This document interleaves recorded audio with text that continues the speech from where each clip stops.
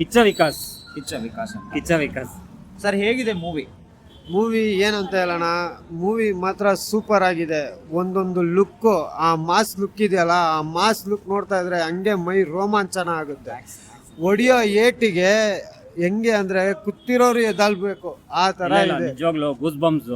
ಒಂದೊಂದು ಫೈಟ್ ಕೂಡ ಸಾಕಾಗಿದೆ ಮೂವಿ ಮಾತ್ರ. ಒಂದೊಂದು ಫೈಟ್ ಸೀನ್ಸ್ ಕೂಡ ಸಕ್ಕದಾಗೈತೆ.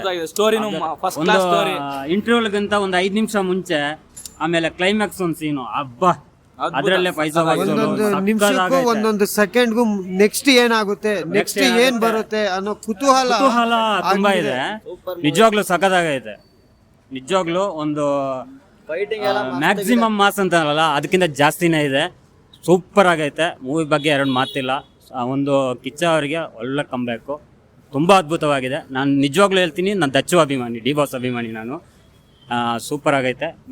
ನನ್ನ ಫ್ರೆಂಡು ಹಾಗಾಗಿ ನಾನು ಬಂದಿದ್ದೀನಿ ಮೂವಿ ನೋಡೋಕ್ಕೆ. ಸೂಪರ್ ಆಗೈತೆ ಮೂವಿ ಅಂತೂ, ಸಖತ್ತಾಗೈತೆ. ಒಂದು ಎರಡು ಮಾತಿಲ್ಲ, ಪೈಸಾ ವಸೂಲ್ ಮೂವಿ. ಓಕೆ.